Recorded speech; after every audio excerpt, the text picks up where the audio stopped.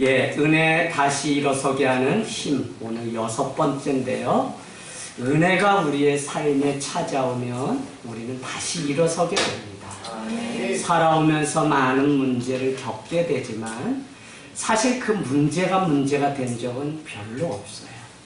생명을 잃고 생명의 총각을 다투는 많은 일 앞에서도 의연하게 올 한 해를 우리가 걸어올 수 있었던 것은 그때마다 고비마다 길목마다 주님이 준비하신 삶의 은혜가 있었기 때문에 내 인생을 향해서 은혜가 찾아오고 오늘도 주님이 준비하신 그 은혜를 우리 가운데 부어주시기 때문에 참 은혜라는 생각을 갖게 됩니다.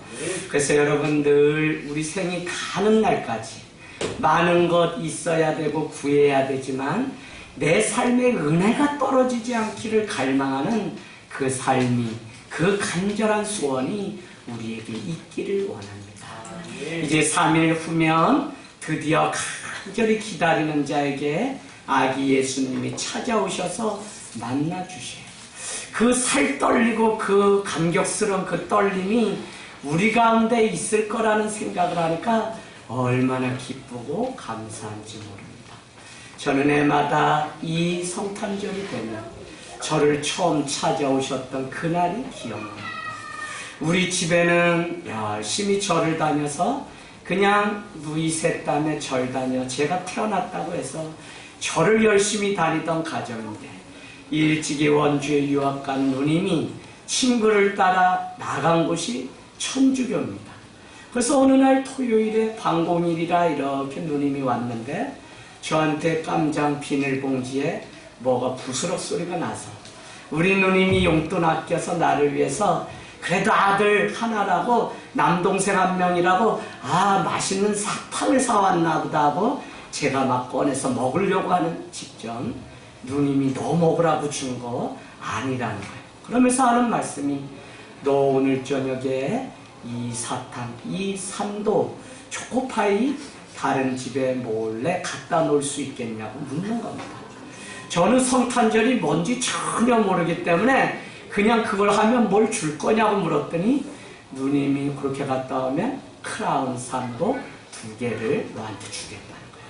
그래서 그날 밤에 개들이 막 펑펑 눈이 쏟아지는 그 한겨울에 가로등이 있습니까? 뭐가 있습니까? 아무것도 없는 그 산골 오두막에 그 눈길을 헤집고서 걸어서 초코파이를 놔야만 2개를 제가 몫을 받을 수 있으니까 그 걸음을 아끼지 않고 걸어갔던 기억이 납니다. 잘 갔는데 세민이 형네라고 그 집에는 그 마루가 큰데 한겨울에도 아궁지 속에 들어가서 자지 않으면 마루 밑에서 개들이 보통 자거나 이 추위를 피해 있습니다. 제가 어떻게 하다 그만 그 강아지를 밟아서 그날 그 아주 그냥 산천 초목이 조용하게 눈만 내리던 그 마을에 개가 얼마나 짖었는지 몰래 갖다 놔야 된다는데 이제 돌아가면 나 산도 못 먹겠거니 했는데 저에게 2개의 크라운 산도. 그날 밤에 그냥 이불 덮고 그 산도가 녹는 게 너무 아까워서 혀 밑에 깨어먹고 혀로 녹이던 그러고 났더니 누님이 저한테 얘기해 주기를 성탄절 있는데 예수님이 계시다는 거예요. 그래서 저는 그게 뭔지도 모르고 그렇게 지금 생각해보면 그 일이 있수는 한참 후에 도해지에 유학을 왔다가 이만해서 오늘 아침에도 우리 집사님께 간증했지만 고3 때 너무 피곤해서 몇 정거장 졸다가 더 가다가 제가 탄 버스와 막 공사 미개통 지역으로 차가 밀려서 우리 탄 버스 제가 정신을 차리고 내려주세요 했더니 학생 몇 정거장 더 가면 유턴해서 오는데 그냥 앉아있어 해서 앉아있다가 그냥 덤프트럭이 공사장 역주행해서 내려오는 거예요. 미개통 지역이니까 우리도 잘 보시죠. 그래서 그냥 눈앞에 박치기가 보이는데 저도 모르게 그냥 참 사람이 신기하다니까요. 발목 잡고 그냥 이놈새끼 예수 믿으면 좋겠다고 큰 누님이 그렇게 기도하면 그냥 한겨울에 새벽 예배 갔다 와서 차가운 손으로 이러니까 저리 치워 누나, 왜 사람을 그렇게 기분 나쁘게 했는데, 어머 덤프 들어가고 박치기 하는 순간 제 입에서 하나님 살려주세요 그 말이 분명히 나오고, 그 일로 인해서 저는 하나님이 살려줬다는 믿음 때문에 교회를 다니게 되고요. 그래서 오늘에 이르게 되었습니다. 여러분, 참 은혜를 주시려고 주님이 우리 인생 가운데 첩첩이 갇혀있고 만날 사람 없는 그곳에 바로 내 인생, 이사야가 고백하는 것처럼 땅 모퉁이에 있던 나에게, 땅 끝에 있던 내 인생을 기억하시고 찾아오셔서 만나주시는 이 은혜를 생각하면, 참 은혜는 늘 우리를 향해서 찾아오는데 우리가 그것에 대해서 응답하고 반응하는 것이 바로 예배입니다. 오늘 재직세미나 예배하려고 했지만, 예배는 내가 드리는 것이 아니고 내가 온 것이 아니라 한 주 내 삶 가운데 찾아오셔서 일하시는 그 주님 때문에 내가 그 감사에 보답하고 응답하는 행위가 예배입니다. 그래서 우리는 예배가 내가 하는 게 아니라 주님께 감사해서 드리는 것이 바로 예배라는 것입니다. 여러분, 우리는 살아가면서 왜 내 인생은 하나님을 만나 은혜도 회복도 위로도 경험하지 못할까 고민할 때가 있습니다. 나에게 왜 이런 환난과 고난이 찾아왔을까 하는 생각을 하다가 그만 하나님의 존재에 대한 의심을 하게 되는 때가 있습니다. 결론은 하나님은 어디에도 계시지 않고 나와 같은 연약한 사람들을 위로하려고 또 하나의 우상을 만들어서 사람들이 교회에 빠진 거다라고 하는 위험한 생각에까지 갈 때가 있어요. 그러니까 한 사람의 신앙인이 정말 견고하게 세워지기까지는 많은 질문과 많은 연단 속에 거듭나야만 오늘 주님 앞에 나와서 온전한 예배를 드릴 수 있는 것 같습니다. 제 인생을 봐도 좀 더 일찍 올 수 있는데 그냥 개똥 철학에 빠져서 꼬마 철학자인 양 그냥 세상에 아는 그 지식으로 하나님이 계시지 않다는 것을 오히려 변증하기 위해서 살아갔던 지난날의 삶이 있습니다. 사람은 참으로 어리석습니다. 자기가 경험한 만큼만 이해하고 볼 수 있기 때문에 그렇습니다. 한 번은 동료 목사님 중에 얼마나 용기가 대단하신지, 그분은 고집이 너무 센데 목사님이 10명이 모였는데도 그 한 분이 이길 수가 없어요. 그분이 말하기를 아시아는 나라 이름이라고 우기기 시작합니다. 그래서 아니 대한민국, 북한, 일본 다 뭉뚱그려 아시아, 유럽이라고 들어봤냐 그랬더니 유럽이 또 나라 이름이라고 또 우겨가지고 이게 더 커. 그래서 좀처럼 해결될 기미가 보이지 않아서 그날 밥은 먹어야 되겠고 해서 결국 아시아와 유럽이 나라 이름이라고 인정하는 일이 생겼습니다. 왜 제가 이 말씀을 드리냐면, 자기가 아는 만큼, 자기가 경험한 만큼만 우리는 믿고 알 수 있는 한계가 있습니다.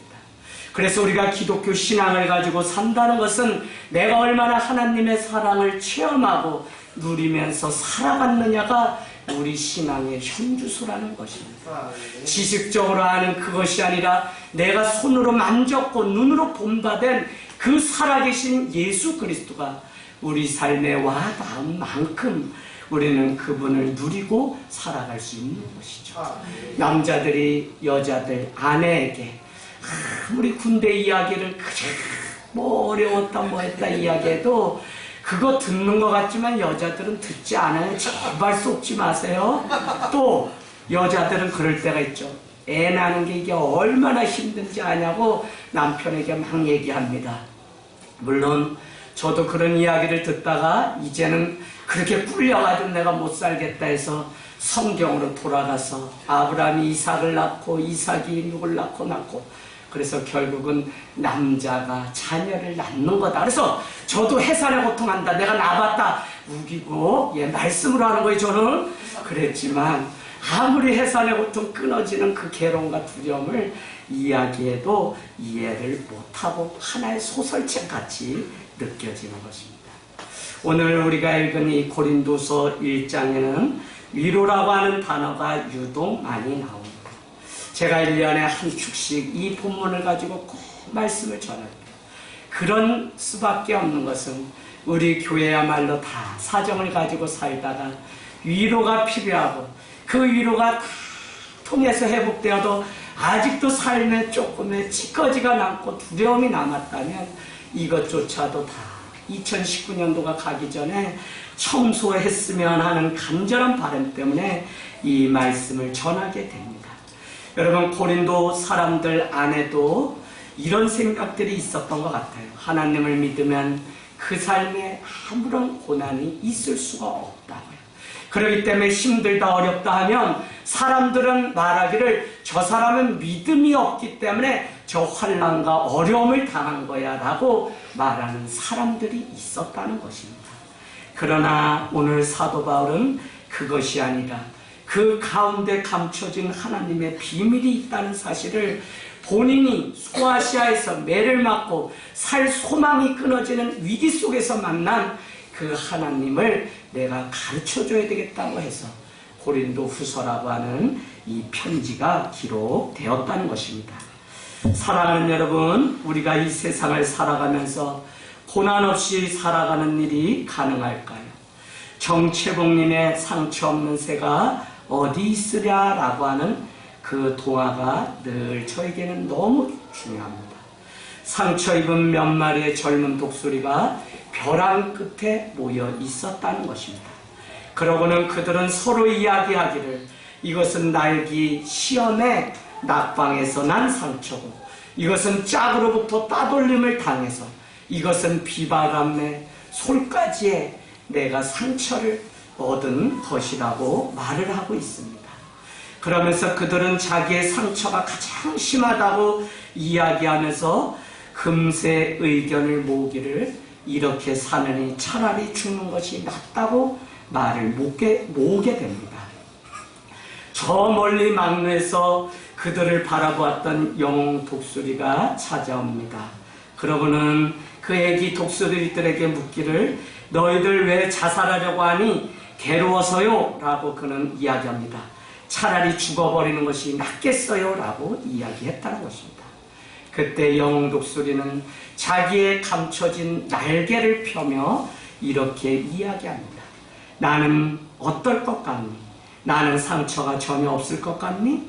그러나 이 몸을 봐라. 날개를 피자 빗금친 상처의 흔적이 보이기 시작합니다. 이건 날개 시험 때 솔가지에 찍힌 상처이고 이건 위 독수리로부터 핥힘을 당한 자국이란다. 그러나 이것은 겉에 드러난 상처에 불과할 뿐 마음의 빗금 자국은 헤아릴 수 없을 정도로 많단다 라고 이야기했다는 거예요. 여러분, 영웅 독수리는 이윽고 그들에게 말하기를 자 일어나 날 잡거나 상처 없는 새들이란 이 세상에 나자마자 죽은 새들 뿐일 것이다. 이 땅에 살아가는 독수리 중에 상처 없는 새가 어디 있으랴라고 말을 했다는 것입니다. 여러분, 목회를 해도 그렇고 우리가 가정을 이루고 해도 다 사랑이라는 이름으로 모인 것이잖아요. 어떤 모양으로 만났던지 모였던지 사랑하기 위해서 우리는 만났음에도 불구하고 어쩌면 더 많은 상처의 흔적들만 우리에게 쌓이는지. 그런데 우리가 그것을 상처라고 말하나요? 그렇지 않아요. 전에는 이것이 상처였지만 하나님의 놀라운 계획을 알게 되면서 더 이상 상처로 남지 않고 영웅 독수리와 같이 정말 누군가를 세울 수 있는 하나의 도구로 바뀌는 이 하나님의 놀라운 비밀, 이것이 여러분의 것이 되시길 주님의 이름으로 축복합니다. 그래서 인간에게는 위로가 절대적으로 필요합니다. 물론 사람들이 말하는 다 괜찮아 라고 말하는 그 이상의 위로가 필요한 사람도 있습니다. 근데 여러분, 제가 오늘 1장을 읽으면서 위로라고 하는 단어는 10번이 나온다면 환난, 고난, 고생이라는 단어는 9번 나옵니다. 저는 그냥 제 나름대로 하나님 주신 영감은 무엇이냐면 우리가 9번의 고난을 당하고 환난을 당할지라도 우리 하나님은 여러분의 인생 등 뒤에서 10번을 위로하시는 하나님이시라는 것입니다. 할렐루야. 그래서 여러분이 겪고 어려움을 당한 그 환난, 그 어려움에만 봉착해서 거기에 함몰되면 오히려 등 뒤에서 떠미시고 자기 아들을 행로 중에 안아주시는 그 하나님의 위로를 경험하지 못한다는 것입니다. 그래서 여러분, 우리는 얼마나 이 많은 상처를 가지고 살아갔느냐, 그것이 중요한 것이 아니라 이것을 얼마나 뛰어넘어서 어떤 인생으로 지금 살아가고 있느냐가 너무 중요하다는 것입니다. 여러분, 위로라고 하는 컴플턴트라고 하는 이 단어는 come, together, 함께와 force라고 하는 힘이라고 하는 의미. 그 위로는 무엇이냐면 힘을 다해서 그를 격려하고 그의 마음을 만지고 함께하는 것이 바로 위로예요. 그것이 물질의 힘이든지 그것이 시간의 힘이든지 아니면 내가 배운 지식이든지 어떻게 해서든지 나의 에너지를 다 쏟아서 함께하는 것이 위로라고 하는 뜻의 의미입니다. 저는 우리의 가정 살아나는 일을 위해서 일평생 목회자가 된 후에 목회의 한 가지 마지막 비전은 가정이 교회같이, 교회가 가족같이 되는 것입니다. 그래서 우리가 오늘 모여서 이 공동체를 통해서 가정과 같은, 가족과 같은 그냥 건물로서 하우스가 아니라 누구라도 언제든지 오면 늦은 밤에 와도 그곳에 따뜻한 위로가 기다리고 있는 홈, 그와 같은 가정들이 살아나고 회복되는 일들이 있기를 원하는 것입니다. 아멘. 오늘 여러분, 주님은 왜 우리에게 이 고난을 통하여 감춰놓은 비밀이 무엇이길래 오늘 우리에게 이와 같이 말씀하고 있는 것입니까? 3절로 가겠습니다.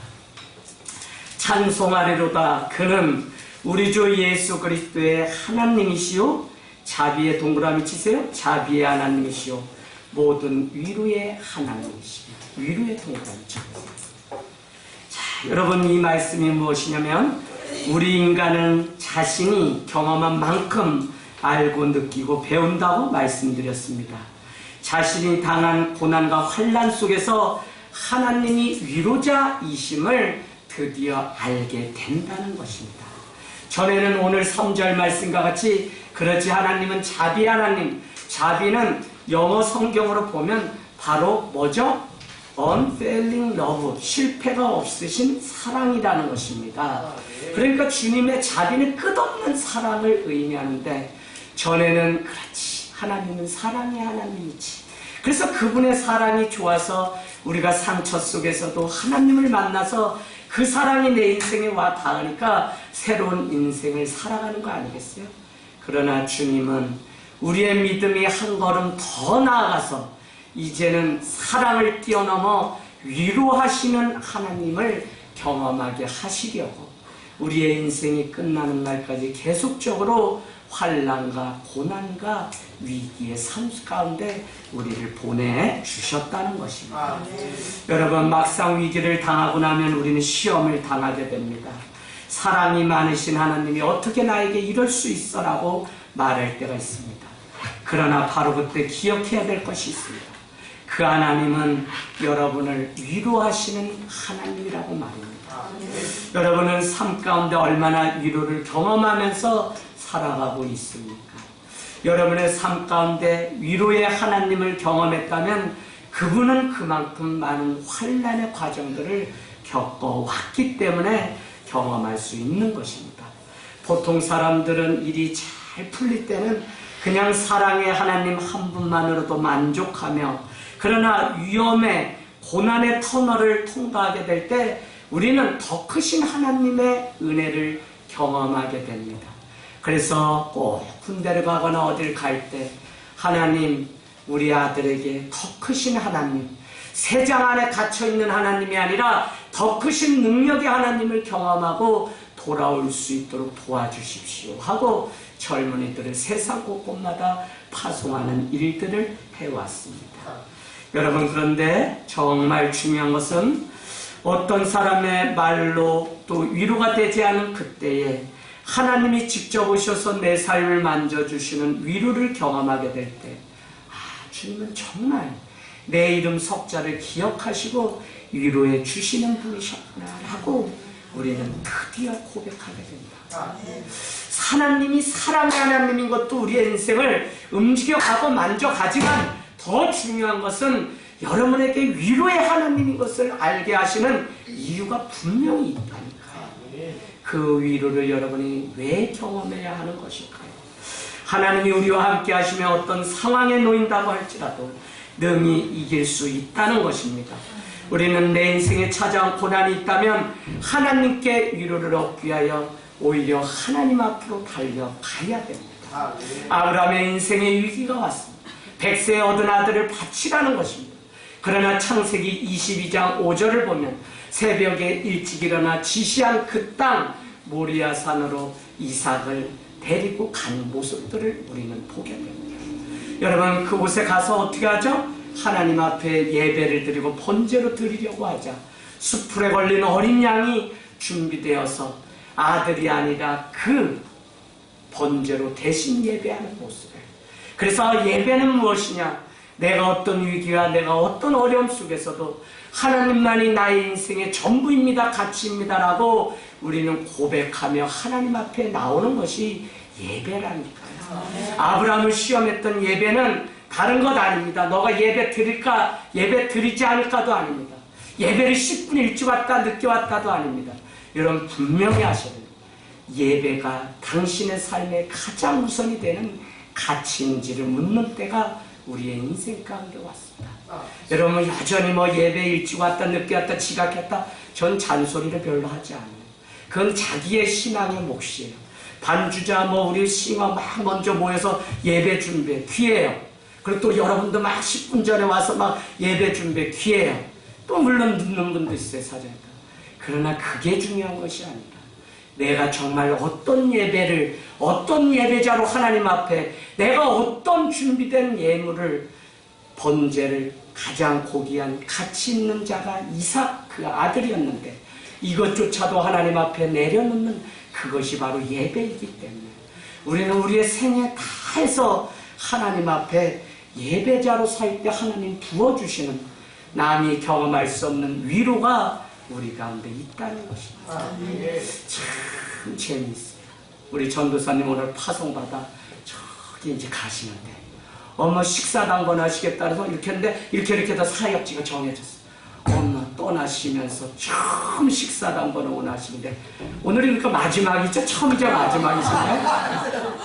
어제 중국이도 사역하시고 뭘 하는데 뭐 핏물을 빼고 막 그래요. 뭐 하나 했더니 그 등갈비 뭐 그 있죠? 뼈다귀. 어머 우리 교회 그거 여러 번 해먹었잖아요. 그 교회 들었다 놨다 하는 거예요. 그냥 한 주 한 겨.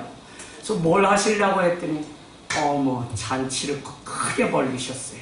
좀 이따 이제 고기 드시게 되는데 근데 제 마음에 아 그래 어쩌면 전도사님이 하늘땅교회를 사랑하는 그 마음으로 이 괴기를 오늘 삶으시는가 보다 그런 마음이. 그래서 제가 오늘 당당하게 좀 보내드리고 축복하면서 괴기 2그릇은 일부러 좀 먹으려고 합니다. 여러분 가장 가치 있는 것을 하나님 앞에 드리는 그 예배, 그것이 어떤 사람에게 물질이고 어떤 사람에게 시간이고요, 어떤 사람에게는 재능 달란트고요, 어떤 사람에게는 그냥 나 자신만 걸을 수 없는데 내 걸음으로 겨우 주님 앞에 너무 힘들어서 그냥 나올 수 없는데 나온 그 자체가 하나님 앞에 번제일 때가 하나님이 있다니까요.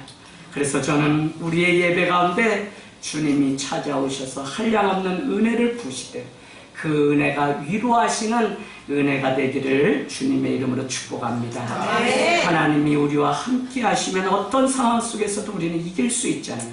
우리는 내 인생에 찾아온 고난이 있다면 하나님께 위로를 얻고 하나님 나를 위로해 주십시오라고 하나님께 기도를 해야 됩니다.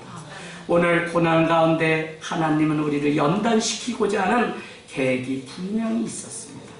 욥기 23장 10절처럼 나는 나의 가는 길은 오직 그가 하시나니 그가 나를 단련시키신 후에 내가 정금과 같이 나음을 이루리라는 것입니다. 가정마다 어느 사업장이든지 가면 이 말씀이 얼마나 많은지 정금 같지가. 근데 여러분 제가 다시 말씀드리면 이 말씀이 보통 말씀이 아니에요. 그 이 사업장 축복의 말씀이라고 정금되려고 막 갖다 다는데 그 앞에 거는 안 보세요. 단련을 받으셔야 된다니까요. 그런데 우리 한국 사람들은 재밌어요. 말씀 보자. 나에게 주신 말씀이다. 이래. 여러분 꼭 그 말씀 보시면 앞에 한 장 정도는 꼭 읽어보시고 그 다음에 이게 정말 누워서 그냥 입만 벌리면 떡을 넣어주시겠다는 말씀이지, 아니다 너가 눈물의 골짜기를 지나가야만 어떻게 해요? 너가 이 정금이 될 수 있다는 것인지 우리는 잘 봐야 돼요. 그러나 여러분 성경이 전체 말하기를 구원의 그 선물을 얻기까지는 우리는 어떻게 해요? 은혜 가운데 이 땅에 살아가는 삶이 오늘 목회 서신과 같이 되는 일이 하나도 없어요. 어떻게 없어도 그렇게 없는지. 아유, 선천적으로 키 안 크는 거야 부모님이 물려줘서 할 수 있지. 그래도 내 인생 멋지게 살고 좀 부모님이 원하시는 삶대로 척척척척해서 뭐가 되고, 더구나 예수 전능자를 만났기 때문에 다 되는 줄 알고. 그런데 어떻게 이렇게 눈물 속에 날마다 살아가는 것이 인생이지. 여러분, 저는 월요일에 이렇게 여러분께 말씀드리고 기도 부탁을 했습니다. 서울 S병원 1월 한 4일 됐나요? 아침에 막 위급상황이 생겼어요. 막내 아우가 그냥 폐혈증이 와서 더 이상 어떻게 가망이 없어요. 막 난리 났어요. 그래도 그곳에서 병상에서 커튼 속에 예배하고 기도하는 장면을 보고 어떤 집사님 간호사 한 분이 목사님이신가 봐요 하고 기도를 몇 번 다른 병실에 가서 해드렸는데, 아유 저를 2차례 12월에 와서 목사님이 예배 드려주셨으면 좋겠답니다. 그래서 제가 갔더니 이렇게 암 환자들이 계시고 봉사자들이 계세요. 봉사자들은 앞치마를 이렇게 하고 있는데 집사람과 같이 갔습니다. 앉아서 예배를 하는데 벌써 눈물이. 제 차례가 돼서 말씀을 제가 전하면서 제가 사실은 억지로 왔습니다. 저는 요런 일들이 있었던 사람입니다. 기도를 하면서 제가 올 수 있을까 했는데 참 하나님이 얼마나 얄고 주신 하나님인지, 그 너의 아픔에 함몰돼서 살 것이 아니라 너보다 더 고통 중에 있는 그 사람들을 위해서 위로하라고 하는 마음 주셔서 오늘 왔습니다. 여러분, 예배가 끝나는데 얼마나 울음바다가 되는지. 다 마치고 차 대접을 받으면서 제가 몇 사람에게 물었습니다. 아니 그 앞치마 하신 분들은 왜 이렇게 더우세요? 봉사자들 같은데? 그랬더니 거기 안에는 권사님, 집사님, 경기도 이천에서 서울까지 자원봉사 오시고 저기 뭐 종로에서도 막 오시고 막 강남까지 그랬어요.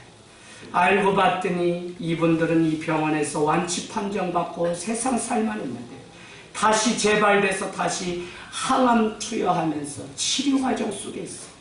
그런데 이분들의 삶이 무엇이냐면 결국은 나는 한번 겪어봐서 이 어려움이 어떤 것인지 아는데 오늘 막 처음 걸려서 빨리 수술이라도 하고 싶고 빨리 뭘 하고 싶은데 잠 못 이루고 그 두려움 가운데 오늘 자다 떠나는 게 아닐까 두려움에 빠진 이분들을 위해서 내가 위로하려고 오늘 이 봉사자의 삶을 살게 되었다는 거예요. 돌아오는데 제 삶도 부끄럽고 오늘 잘 갔다. 어떻게 자기도 암이 재발돼서 더 두려울 텐데 지금 실밤에 투병 중에 있는 그분들을 위해서 위로할 수 있을까? 그분들 다 보면서 참 하나님의 일하심은 신묘막측하고 우리의 생각과 우리의 마음으로 다 헤아릴 수 없다는 사실을 알게 되었습니다. 여러분, 오늘 말씀 한번 볼까요? 4절. 우리의 모든 환난 중에서 우리를 위로하신 그 하나님은 우리로 하여금 하나님께 받는 위로로서 모든 환난 중에 있는 자들을 능히 위로하게 하시는 분이시라고요. 내가 이 고난 가운데 자비의 하나님뿐만 아니라 위로의 하나님인 걸 경험했는데 왜 그 위로를 경험하게 했냐면 그 위로로 또 다른 고통 가운데 있는 자를 위로하게 하시려고 나를 먼저 위로하셨다는 것입니다. 네. 사는 게 참 되는 대로 되는 게 하나도 없어요. 그런데도 여러분, 그 가운데서도 또 다른 자를 위로하게 하시는 그 하나님의 계획이 있다는 이 사실이 얼마나, 그러고 보니까 위로자란 누구냐면 본인이 그 아픔을 겪어내고 위로를 받고 통과한 사람만이 다른 사람을 위로할 자격을 얻을 수 있잖아요. 그래서 남보다 다른 그 아픔과 고통과 독특한 그 경험 속에서도 우리는 넘어지거나 무너지지 않고 어떻게 얻은 인생인데 다시 일어나서 주의 길을 두벅두벅 걸어갈 수밖에 없다는 것입니다. 그런데 여러분, 우리 하늘 땅 교회는 이 위로에 머물고 말면 우리는 그냥 하는 그냥 곳에 머물게 됩니다. 그러나 여러분, 주님은 담장 밖에 있는 앉아 구걸하는 자를 우리에게 위로하라는 명령을 분명히 주셨기 때문에 우리는 내가 있는 주변에 가난한 이웃에게 할 수 있다면 기쁜 일부터 작은 일부터 나부터 지금 여기서 위로자의 삶을 살아가기를 원합니다. 이 사실을 알지 못하면 매일 다른 사람이 나를 위로해 주지 않는다고 원망하고 불평해요. 그 일은 다른 말로 아직도 그 안에 상처의 찌꺼기가 남아있다는 것입니다. 그러나 여러분, 이제는 오늘 이 말씀을 통해서 자리를 털고 일어나서 위로받는 자가 아니라 위로하는 자로 예수 그리스도가 위로자로 우리에게 오셨던 것처럼 그 삶을 우리가 살아내는 주님의 제자가 되기를 원합니다. 아멘. 여러분, 우리도 겪은 그 아픔이 있잖아요. 그래서 진정성도 공감도 경청도 할 수 있는 것 아니겠습니까? 온실 안에서 바른 길만 간 사람들은 다른 사람의 아픔을 공감하는 능력이 떨어집니다. 그래서 아픔을 겪고 나면 그 아픔의 크기와 깊이가 다른 것을 우리는 보게 되고 이 깊이에 따라 정말 진짜 인생을 살고 저 사람에게 나는 그 향기가 있는지 없는지를 그래도 50 넘으신 분이 돼야 저분은 뭔가 다른 분이시구나, 정말 그리스도인구나 라는 것을 우리는 보게 돼요.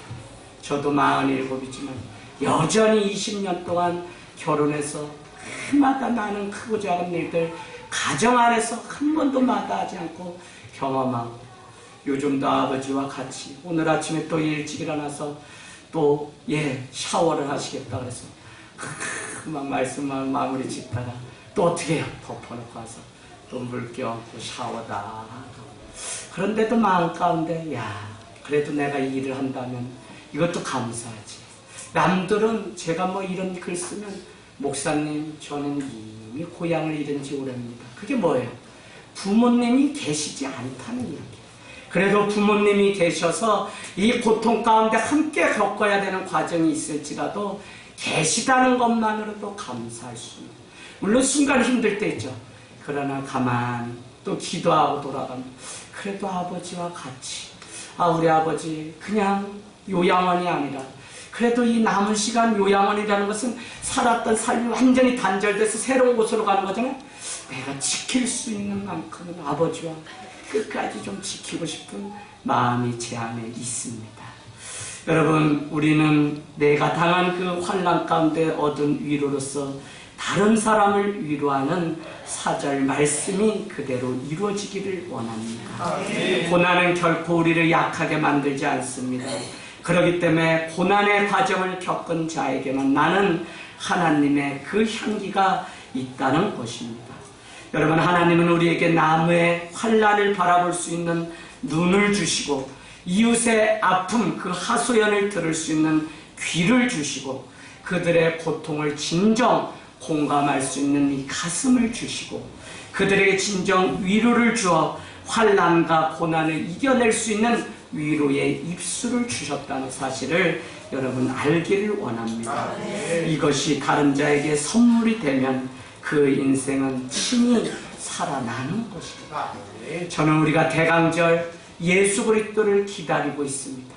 물론 그분은 이미 창세전에 우리 가운데 오신 분이십니다.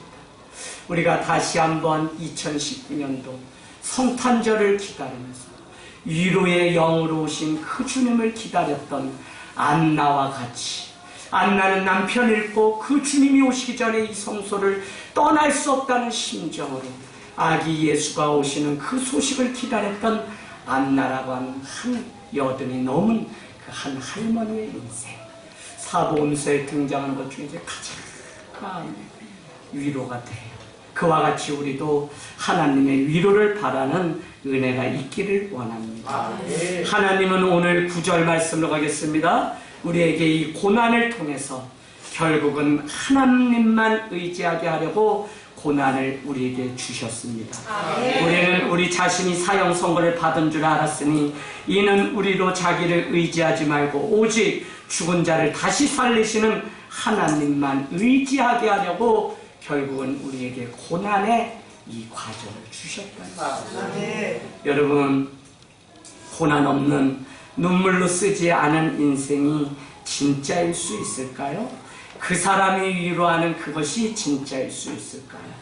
오늘 사도 바울이 이와 같이 고백할 수 있었던 것은 사도 바울은 의지할 것이 참 많은 자였습니다.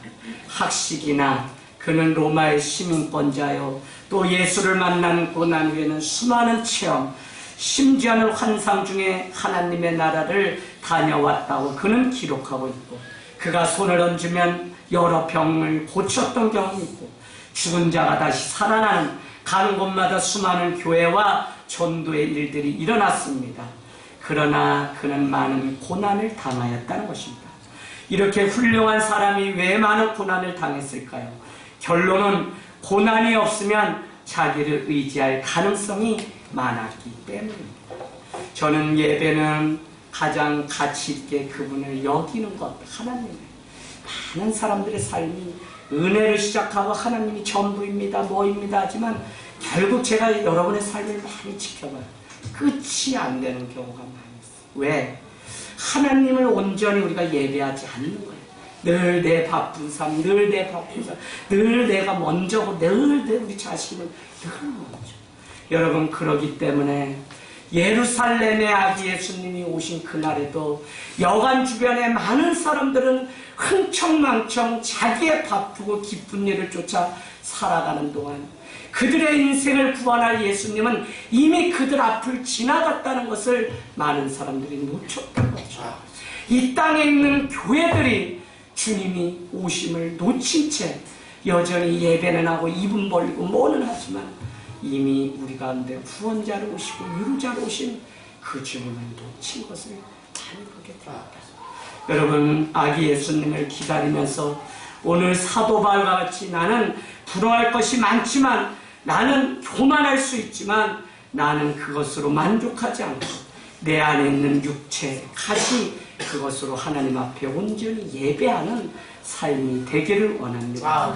자신감이 넘칠 만큼 가진 것이 많고 부족함이 없는 사람, 이 사도 바울은 그것이 강점이 아니라 그에게 약점이 될 수 있었을까요? 주님의 은혜를 받을 수 없는 것이 오히려 그가 가진 능력일 수 있었으니까요. 철저히 우리는 모든 것을 할 수 없다고 하는 I'm nothing의 정신을 가지고 살아갈 때 우리는 그때 주님만이 나의 모든 everything입니다, 전부입니다라고 고백할 수 있습니다. 하나님은 겸손한 자를 찾아 일하시고, 사단은 지금도 겸손을 버리고 교만하기를 우리에게 바라며 교만한 자를 들어 사용하겠고, 어떻게 해요? 사단은 계속 우리 가운데 너는 이것도 잘하고 너는 이것도 잘하고 너는 이것도 가지고 너는 이것도 가지고 너는 이것도 가지고, 자기 자신의 문제가 아니라 다른 환경과 다른 것이 문제라고 그렇게 자기의 능력은 아무런 손상이 없는 것처럼 그렇게 살아가는 시대를 보게 됩니다.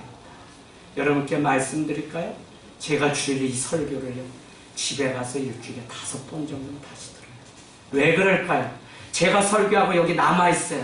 저는 한 가지는 내가 이 예배를 통해 살아계신 영이, 성령이 인도하시는 예배였는지에 관심이 있습니다. 수요은혜 예배가 그게 설교가 50분, 60분 됐어요. 제가 얼마나 그날 아버지를 잃었다 다시 찾으면서 불안했는지 몰라요. 그냥 기도하고 섰습니다. 주님이 더 놀랍도록 일었어요. 성령이 이끌어달라고 기도했습니다. 그날 기도가 터지는데 끊고서 집에 가야 되는데 끊을 수가 없어요. 여러분, 영이, 성령이 우리 가운데 주장하는 예배. 제가 어린아이들 양육할 때 저도 예배 못했어요. 그러나 꼭 가서 유튜브나 영상 홈페이지를 가서 그 예배, 김상봉 목사님 예배를 꼭 들었어요. 여러분, 여러분이 정말 못 살겠어서 은혜가 없어서 힘들다면 예배할 수 있는 방법은 얼마든지 있어요. 내가 정말 하나님이 아닌 다른 것으로 내가 핑계와 구실을 삼고 I am nothing이 아니라 everything, 그분이 나의 전부라고 우리가 고백하지 않는 것이 문제인 것이지, 그래서 진짜 예배를 드리지 못하는 것이지 여러분 다른 이유가 없습니다. 저는 오늘 사도 바울이 그래 하나님은 사랑의 하나님일 뿐만 아니라 위로의 하나님, 하나님은 너에게 주시는 위로로 다른 사람을 위로하게 하시려고 고난을 주었다.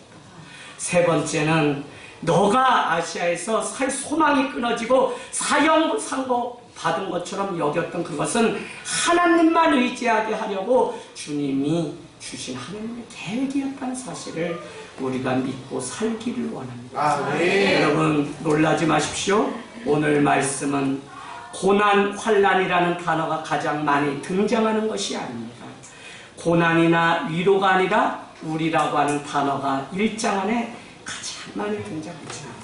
왜 우리에게 고난을 주셨냐? 함께하는 공동체, 바로 교회 공동체로 말미암아 오늘 6절 말씀처럼 우리의 환난이 너희의 위로가 되고 너희의 구원이 되고 더 나아가 우리의 위로가 너희의 위로가 되므로 우리가 함께 고난을 견딜 수 있게 되었다는 사실을 알게 하시고, 네. 아니 공동체의 위로가 뭐 이렇게 중요하다고 얘기할까?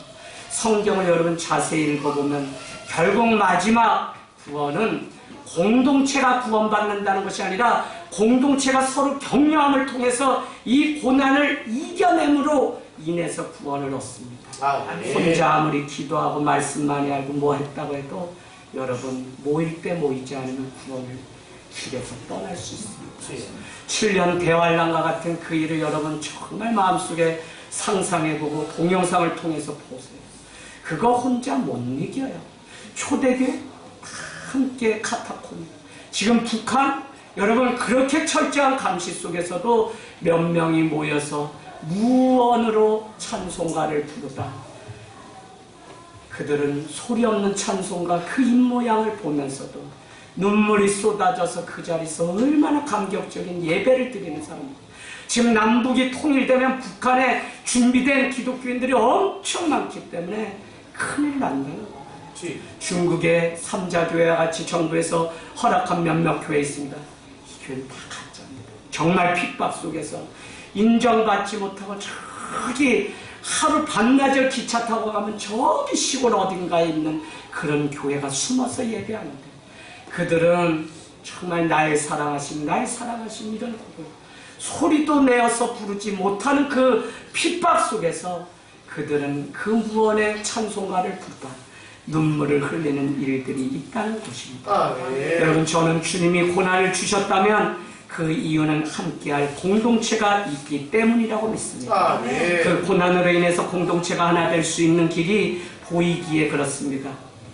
한 사람의 아픔이지만 함께 울 수 있고 함께 웃을 수 있는 공동체, 오늘날 주님이 회복하기를 원하는 것이 있다면 그것은 바로 공동체의 회복입니다. 혼자는 너무 잘하죠. 그래서 여러분 예배론의 가장 중요한 첫 번째가 무엇이냐면 공동체적 예배해야 된다는 것입니다. 사람들이 수동적으로 그냥 와서 앉아서 몇몇이 준비한 예배가 아니라 함께 준비하고 함께 참여하는 예배를 기획해서 드리는 예배. 그 예배가 뭐냐? 공동체적 예배. 그 예배는 아픈 자가 있다면 그를 위하여 같이 중보하고 기도하고 눈물을 쏟을 수 있는 그 공동체적 예배가 진짜 하나님 나라의 예배라는 것입니다. 네. 저는 말씀을 마치면서 인생의 아름다움은 상처가 없는 것이 아니라 그것을 어떻게 견디어내었느냐입니다. 그 상처를 어떻게 영광의 면류관으로 만들었냐 하는 것입니다. 혹말 못할 상처가 여러분에게 있습니까? 고난이라는 짐을 아직도 지고 계신 분이 계십니까? 하나님이 가장 사랑하신 독생자 예수 그리스도를 바라보십시오. 배신과 멸시와 조롱과 오해와 버림받으심, 예수님은 온갖 상처 투성이었다니까요. 부활하신 후에도 그의 옆구리에는 여전히 창자국이 있고 손에는 여전히 못자국이 남아있었어요. 상처는 여전히 있지만 그는 부활의 그 주님으로 우리 가운데 오셨다는 것입니다. 오늘 영웅 독수리와 보통 독수리의 차이는 다른 것에 있지 않습니다. 상처에 대해서 어떻게 반응하며 살아갔느냐의 차이입니다. 영웅 독수리는 당연한 것으로 받아들였고, 왜 그렇습니까? 상처 속에 감춰진 하나님의 신비와 축복을 알고 있었기 때문에 그렇습니다. 그 상처로 인해 더 높이 나는 영웅이 될 수 있다는 사실을 알았기 때문에 그렇습니다. 그래서 오늘 예배를 통해 상처에, 과거에 얽매이지 마십시오. 그래서 주님은 날마다 위의 것을 기억하라고 우리에게 말씀하고 있다는 것입니다. 눈물로 살아본 사람만이 진짜 인생을 살아가는 것입니다. 아무리 어려움이 있다고 해도 하나님을 통해 이겨내면 감사가 우리에게 찾아옵니다. 치유자 되신 예수 그리스도의 십자가 앞에 상처의 흔적을 그대로 내려놓는 것이 우리에게 요구하시는 믿음입니다. 여러분은 정말 신앙인 중에 신앙인 고 강영호 박사님의 유작 내 눈에는 희망만 보였다라고 하는 책을 들은 적이 있을 것입니다. 한 번은 아들이 어렸을 때 그랬답니다. 아빠와 공놀이를 하고 싶은데 할 수 없다는 것입니다. 근데 우리 아빠는 눈에 보이지 않아 라고 아빠에 대한 아쉬움을 말했습니다. 그때 고 강영우 박사님은 이렇게 얘기했습니다. 아들아, 내 마음이 많이 아팠구나. 그렇지만 아빠는 밤에 불을 끄고서도 내가 동화책을 읽어줄 수 있단다. 다른 아빠들은 그거 할 수 없어 라고 이야기를 했다는 거예요. 아빠, 눈 안 보이는 건 내가 커서 의사가 되어 고쳐주면 되잖아 라고 그 아들이 이야기했다는 것입니다. 고 강영호 박사님은 미국의 교육 차관보가 돼서 한국인이요 시각장애인임에도 불구하고 그는 믿음을 가지고 마지막까지 달려가 마지막에는 암으로 인하여 부병하며 끝까지 다른 영혼을 위로하며 살아갔던 자입니다. 그의 아들은 결국 그렇게 자라서 미국의 유명한 안과 의사가 되었습니다. 그런가 하면 그의 동생은 장애인들의 인권을 개선을 위해 노력하는 변호사가 되었다는 것입니다. 그분의 큰 고통과 환난이 오히려 아들의 꿈이 되어서 하나님의 위로로 다가왔다는 것입니다.